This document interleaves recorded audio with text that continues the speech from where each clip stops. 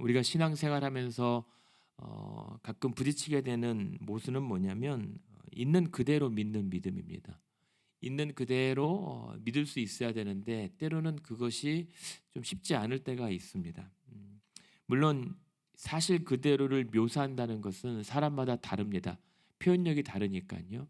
그래서 표현력이 달라서 어떤 사람은 길게 설명하고 어떤 사람은 짧게 설명할 수 있지만 그러나 그 메시지는 내가 있는 그대로 사실을 그대로 표현하기 때문에 메시지는 명확합니다. 그게 사실입니다라고 하는 거죠. 그런 대표적인 사례가 공간복음입니다. 공간복음은 마태, 마가, 누가 복음이잖아요. 다 각자 다릅니다. 배경도 다르고 또 표현력도 다릅니다. 근데 길고 짧고 다르지만 관점과 표현이 다르지만 한 가지 분명합니다. 다 예수 그리스도를 지목하고 있다라고 하는 사실입니다. 그것이 오히려 서로를 다른 관점들이 서로를 보충해서 사실을 더욱더 풍성하게 만드는 결과를 낳게 되죠. 무슨 말씀을 드리고 싶냐면 우리가 믿음이라고 했을 때는 내가 믿고 싶은 것을 믿고자 하는 경향이 있습니다.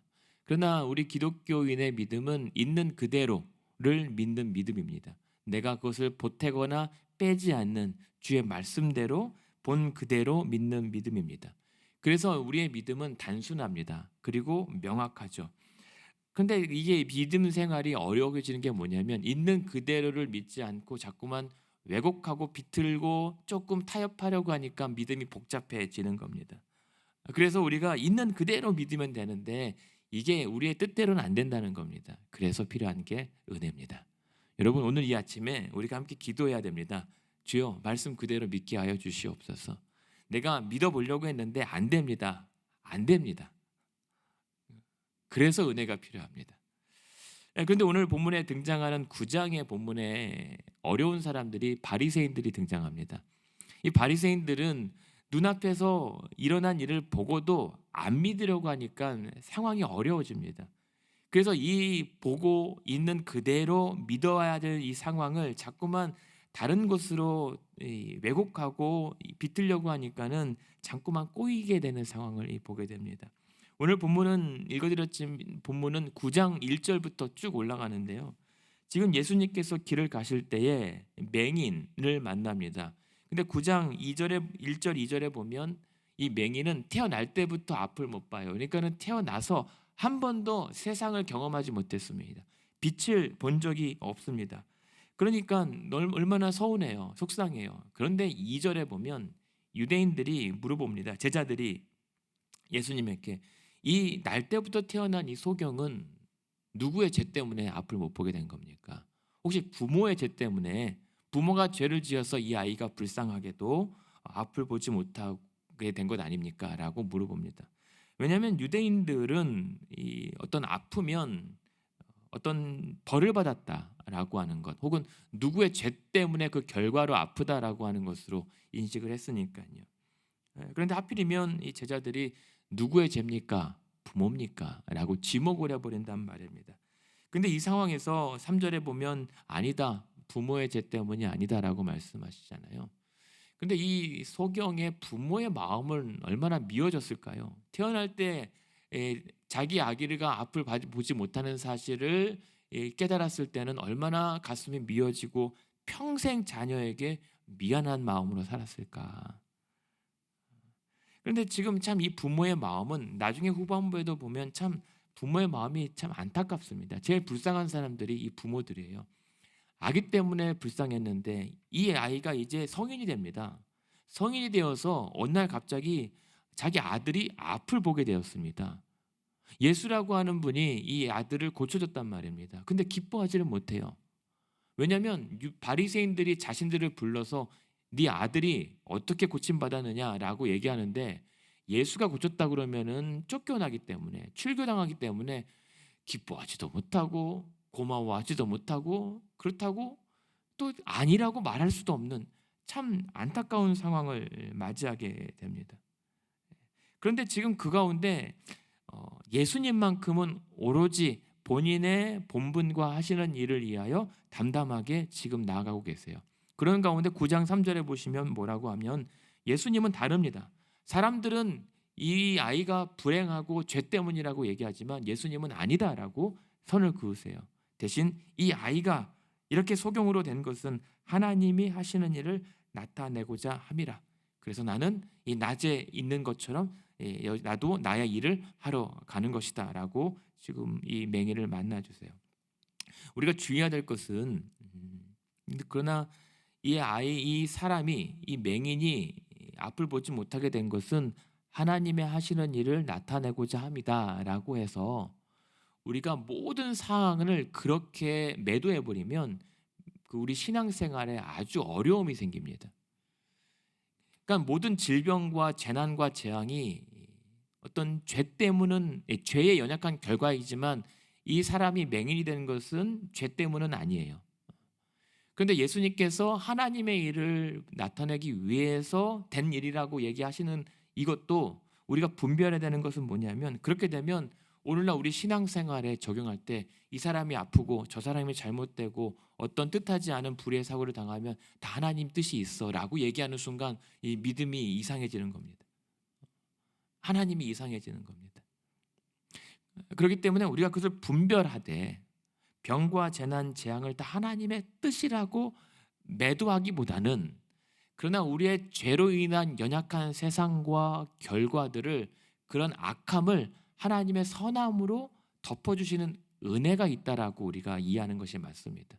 특별히 이 맹인의 경우에 한해서는 예수님께서 직접 말씀하셨기 때문에 한 20년이 넘었다고 하죠. 성인이 되었으니까 20여 년 동안 이 인생을 불행하게 살아왔을 이 맹인을 보면서 이제 하나님의 하실 일을 통해서 나타낼 때가 되었다, 하나님의 일을 나타낼 것이다 라고 이해하는 것이 우리에게는 조금 필요합니다. 신중한 접근이 필요하다는 거죠.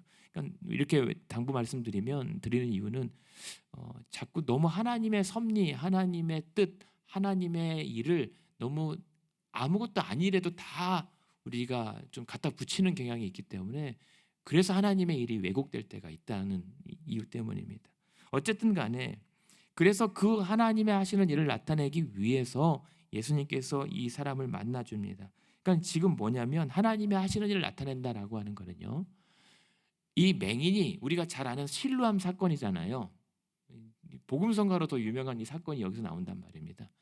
진흙을 침을 뱉어서 진흙에서 그 소경이 맹인의 눈에 발라서 가서 실로암 못의 물가에 씻으라 그랬더니 나았다라고 하는 이 사건은 단순한 치유 사건이 아니라 하나님의 하시는 일을 나타내기 위함이라고 예수님께서 설명하신 것은 단순한 치유 사건으로 끝날 일이 아니라는 겁니다.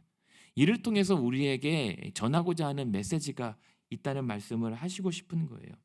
그래서 지금 6절에 보면 이 맹인을 만나서 그렇게 땅에 침을 뱉어 진흙을 이겨 그의 눈에 바르십니다.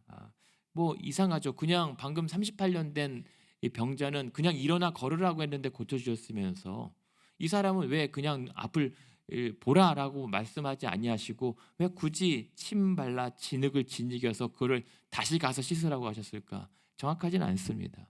뭐 여러 가지 해석이 분분하지만 분명한 것은 이 맹인의 믿음과 순종을 확인하시고자 하는 의도는 보여요. 왜냐하면 다르거든요. 지금 이 맹인을 예수께서 고치신 과정과 이유와 38년 된 병자, 그때 베데스다 목가에서 고친 사람과 다릅니다. 전혀 다른 대조적인 결과가 나오거든요. 게다가 이 맹인이 나중에 눈을 보게 된 다음에 임하는 태도가 다릅니다. 이 사람의 성정, 이 사람의 나중에 고백들 보면 예수께서 충분히 그냥 고치실 수도 있지만 이 사람의 자신의 믿음과 또 순종을 스스로 검증해 볼 필요는 있다는 상황인 겁니다. 왜냐하면 30절에 나중에 바리새인들이 너 어떻게 눈 떴어? 라고 했더니 허허 이 사람들 이상하네. 내가 봤대는데 이 사람들 보고도 왜 믿지 못하는가라고 위축되지 않고 주장하거든요. 그러니까 이 맹인의 어떤 이 가지고 있었던 캐릭터는 조금 다른 것이 있는 것 같습니다. 그러나 그것 때문에 예수님께서 구원하신 건 아니에요. 그런 가운데 이 사람이 7절에 보면 실로암 못에 가서 씻으라니 가서 씻고 밝은 눈으로 이제 앞을 보게 되는 겁니다. 얼마나 기가 차겠습니까? 한 번도 보지 못했던 이 세상을 이제 보게 된 거예요. 그리고 그 진흙을 빌려서 그렇게 믿음에 순종했더니 앞을 보게 됐다는 이 사실에 이 사람은 이제 경탄하게 됩니다. 그리고 이 사람은 알아요. 그가 11절에 보면 예수라 하는 그 사람이 나를 이렇게 보게 했다라는 이 사실이죠.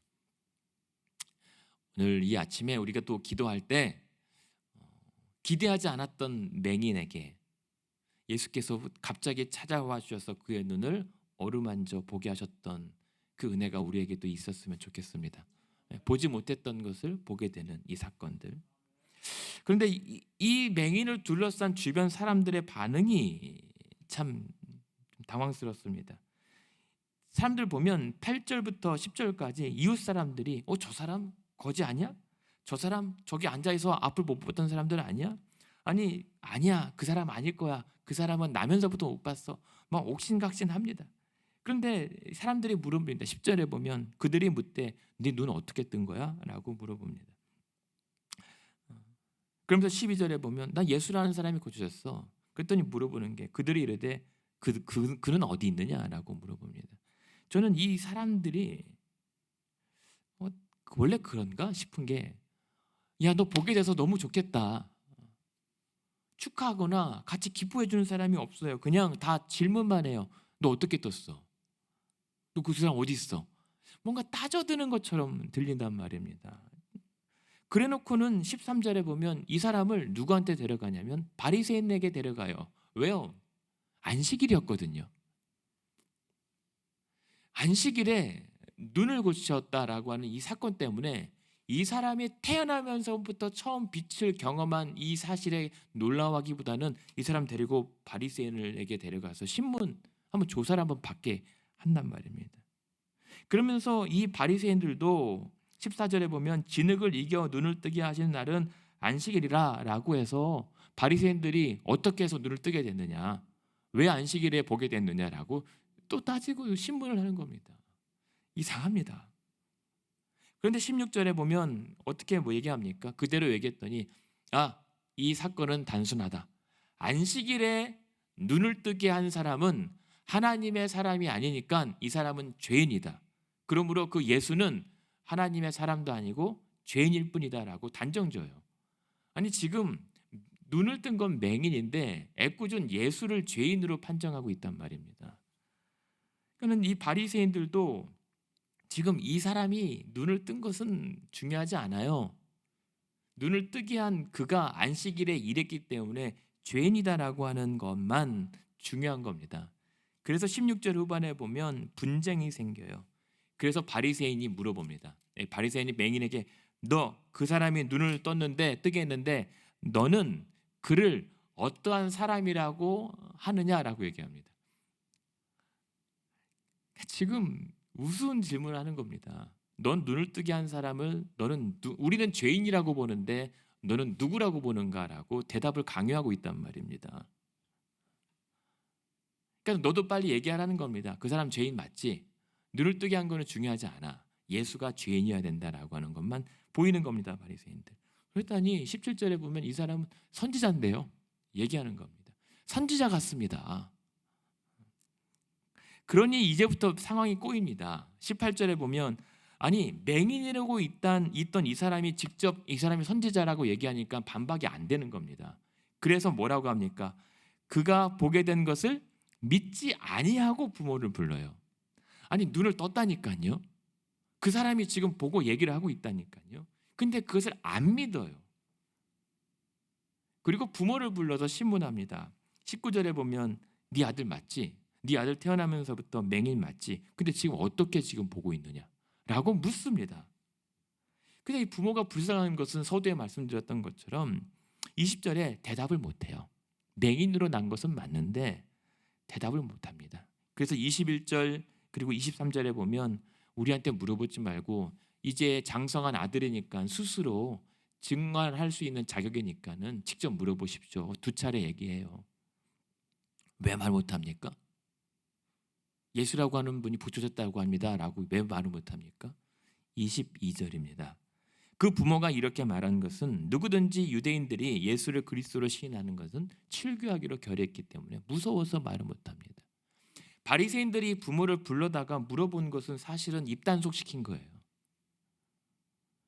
당신네들도 네 아들처럼 선지자라고 하거나 예수를 그리스도라고 얘기하면은 각오하시오. 지금 겁박하고 있단 말입니다. 그러니까 잔인한 사람들이에요. 이 부모의 심경이라면 참 얼마나 내 아들이 보게 됐다라고 하는 이 놀라운 사실 앞에서 웃지도 못하고 그렇다고 울지도 못하는, 그냥 표현하지 못하는 어정쩡한 이 상태에 머물렀던 부모들이 너무 불쌍하단 말입니다.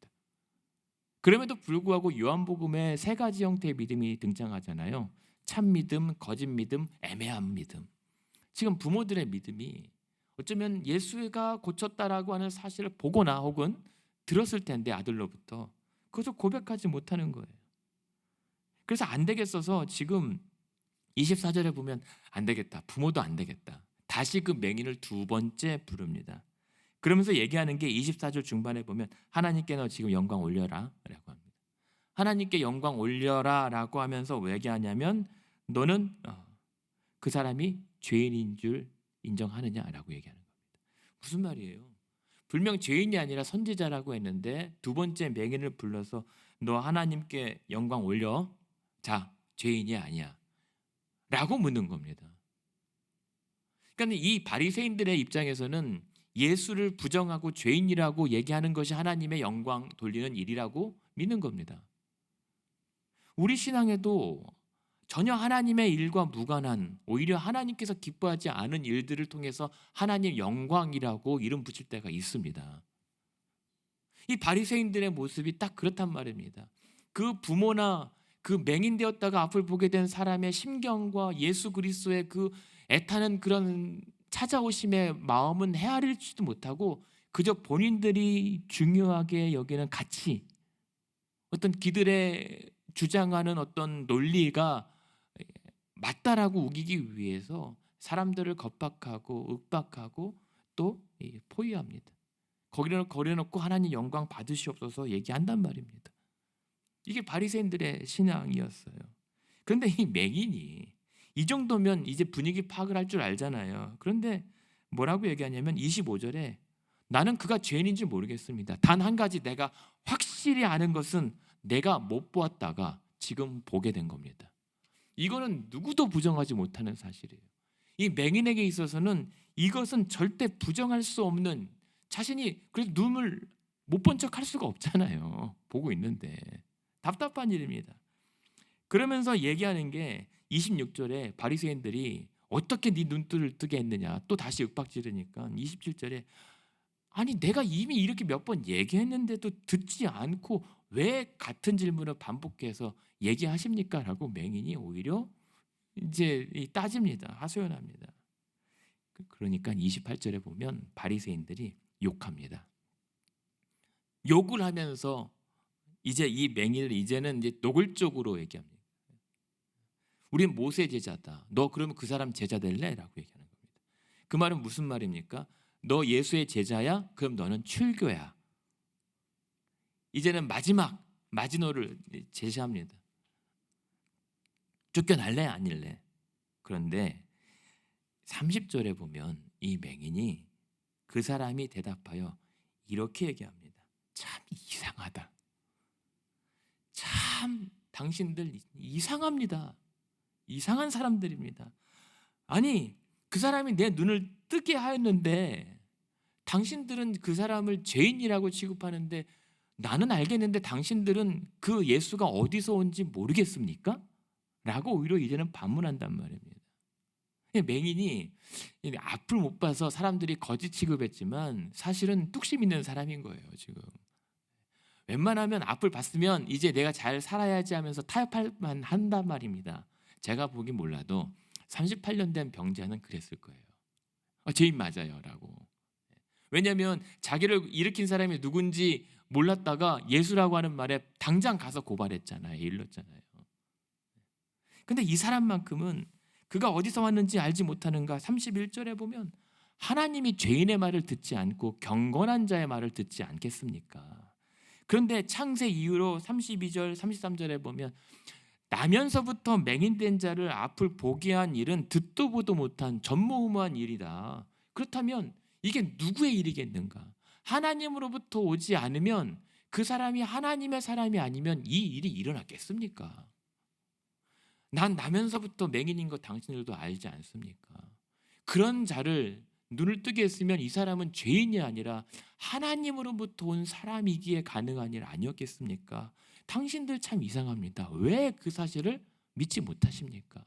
내가 보고 있다는 이 사실이 증거 아닙니까? 왜 보고도 안 믿으려고 하십니까? 라고 반문하고 있단 말입니다.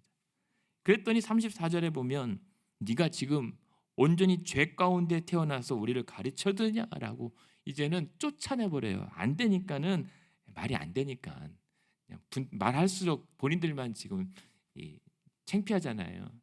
그러면서 너는 죄인이잖아라고 하는 거예요. 죄인 가운데 죄로 앞을 못 보고 태어난 주제에 우리를 가르쳐 드느냐, 끝까지 인정 안 합니다. 끝까지 안 받아들입니다.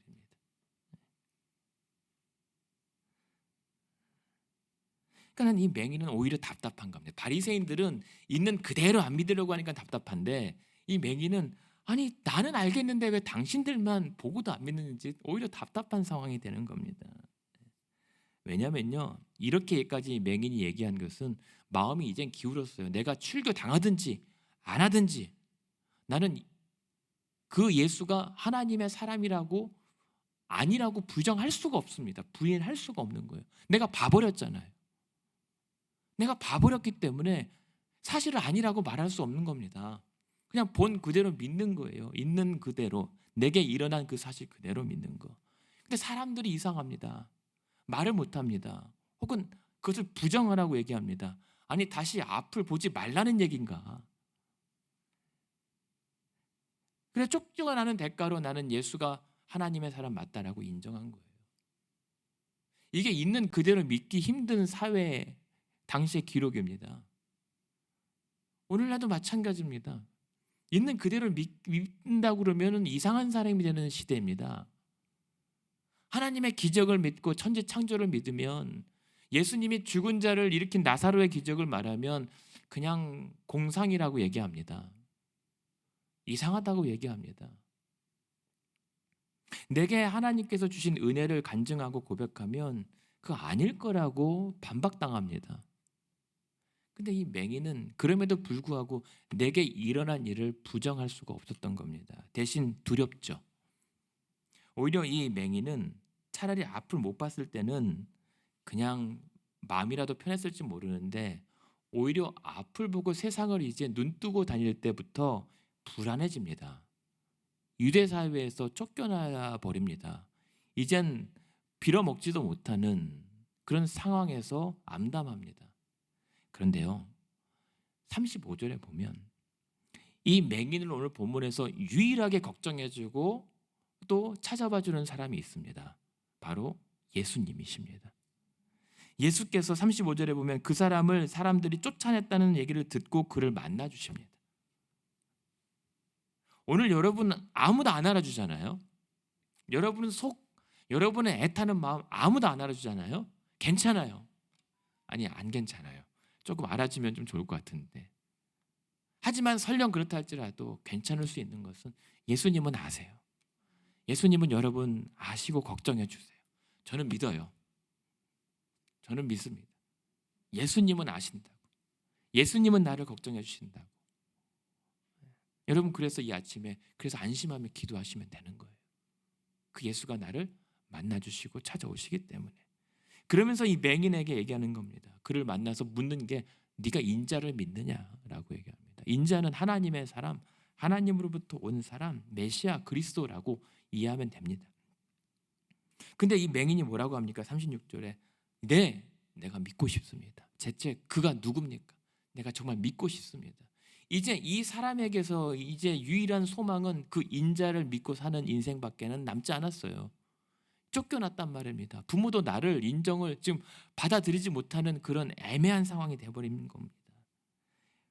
그래서 물어봅니다. 누굽니까? 내가 믿고 싶습니다. 근데 37절에 예수께서 이렇게 얘기합니다. 네가 그를 보았고 지금 너와 말하고 있는 그가 나다. 내가 인자다. 나를 믿겠느냐? 이 말이에요. 얼마나 놀랬겠어요. 설마 했는데 역시 당신 맞군요. 그래서 37절에 보면 예수께서 이르시되 네가 그를 보았거니와 지금 너와 말하는 자가 그이니라 이르되 주여 내가 믿나이다 하고 엎드려 절합니다. 내가 주여 내가 당신을 믿습니다라고 하는 것은 이제 내 삶을 당신께 맡겨버리겠습니다라고 하는 고백이잖아요. 이게 얼마나 큰 기적인 줄 아십니까? 38년 된 병자도 예수를 알아보지 못했어요. 오병이어의 그 떡을 경험했던 무수한 유대인들도 예수를 보고도 믿지 못하고 떠나갔단 말입니다. 오늘 그 맹인의 사건을 본 바리새인들도 보고도 예수를 믿지 않았어요. 아니 못했어요. 근데 이 맹인만큼은 그 자리에서 예수 앞에서 내가 당신을 믿습니다라고 엎드려 경배하게 됐던 것은 기적인 겁니다. 그래서 우리가 예수를 믿게 된 것이 바로 그와 같은 기적인 겁니다. 아무리 많은 사람들 앞에 예수님이 앞에 딱 세워져 있어도 그 앞에서 예수를 믿는 사람도 있겠지만 못 믿는 사람이 태반일 거란 말입니다. 근데 저와 여러분은 믿어요. 주여 내가 믿나이다. 내가 당신께 내 삶을 맡기고 싶습니다. 그러니까 그 말은 역설적으로 이 9장에서 참 믿는 사람 찾아보기가 힘든 씁쓸함이 있는 거예요. 그러니까 아브라함이 그 소돔의 고모라의 거기에 의인 몇 명 소수라도 찾아내는 것이 그렇게 쉽지 않았던 일이라는 겁니다. 그래서 우리는 감사해야 돼요. 내가 예수를 보지 않았으나 보고 믿는 믿음 주셔서 감사합니다. 이것은 기적입니다. 여러분 기적의 주인공들입니다. 그러면서 얘기를 하시는 게 예수님께서 39절에 보시면 뭐라고 얘기합니까? 10장입니다. 이게 너무 양이 많아지니까요.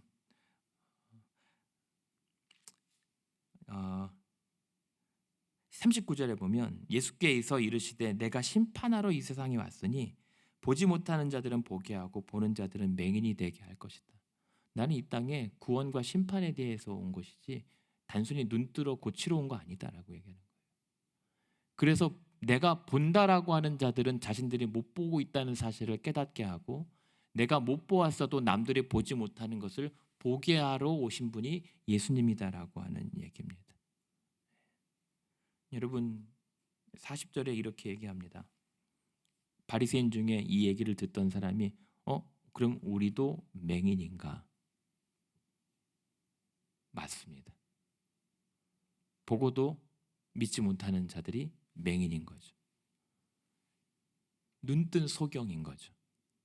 그러나 맹인은 지금 눈을 떴으나 그러나 보이는 것 이상으로 보고 있는 겁니다. 남들이 보지 못하는 것을 보게 된 겁니다. 그게 저와 여러분인 거죠. 오늘 우리가 기도하면서 얻게 되는 특별한 은혜가 무엇입니까? 남들이 못 본 것을 보게 되는 은혜입니다. 바로 예수가 우리의 구주이시다라는 사실.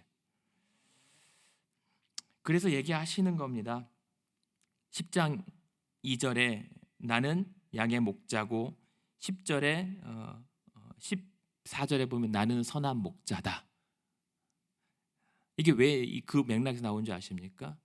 왜냐하면 10장 3절 4절에 보면 나는 목자이기 때문에 양들은 내 음성 듣고 내 양들은 내 음성을 알고 따라올 것이다라고 하는 겁니다. 그러므로 지금 예수님은 뭐라고 하시냐면 초대하시는 거예요. 내 양들아, 내 음성 듣고 나를 보고 알아보는 자는 따라오라. 내게 오라. 이것이 지금 예수님의 말씀이에요. 10장 26절에 보면 그러나 내 양이 아닌 자들은 믿지 않는다. 내 양은 그러나 내 음성을 듣는다.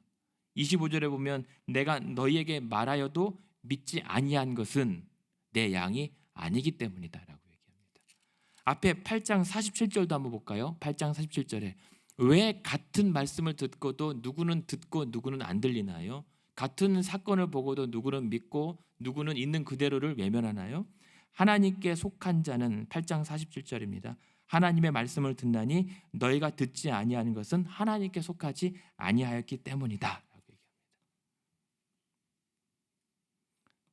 그래서 저와 여러분은 그러나 하나님께 속한 자이기 때문에 감사하게도 하나님의 말씀을 들을 기가 있는 겁니다. 귀 있는 자는 들을지어다라고 하셨을 때는 정말 편하게 하신 거예요. 어차피 반응이 안 좋아도 귀 있는 자는 듣게 될 수밖에 없기 때문에 하나님의 말씀을 하나님께 속한 자는 들을 수밖에 없고 자기에게 맡겨진 양들은 그 음성 듣고 따라올 것을 아시기 때문에 괜찮으셨다는 거예요.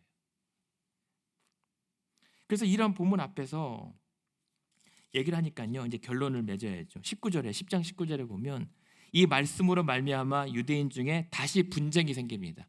앞에 맹인들을 떠나보내고 자기들끼리 다시 분쟁이 일어납니다. 이 사람이 미쳤다. 이 사람 귀신 들렸다. 21절에 보면 어떤 사람은 아니 귀신이 맹인의 눈을 뜨게 할 수 있느냐? 이상하다. 아직도 못 믿어요. 오늘 본문 앞에서 저와 여러분에게 도전하시는 건 뭐냐면 오늘 우리도 맹인인가? 우리가 혹시 지금 아직도 그 보고도 보지 못한 자들처럼 분쟁하고 혼란스러워하는 지경에 서 있는가? 아니면 바리새인들처럼 보고도 믿지 못하는 자들의 왜곡과 투기에 그 자리에 서 있는가?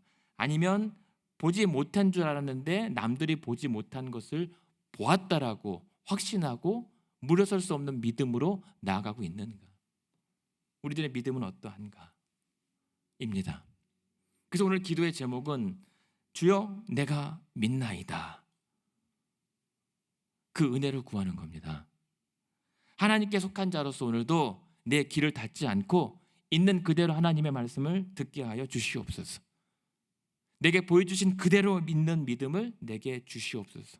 나의 믿음 없는 것을 도와주시옵소서. 그래서 사람들이 오늘도 보지 못하는 것을 나로 보게 하여 주시고 주께 속한 자로서 주의 음성을 듣고 따라갈 수 있는 하루 되게 하여 주시옵소서. 그런 하루 되기를 주님의 이름으로 축원합니다.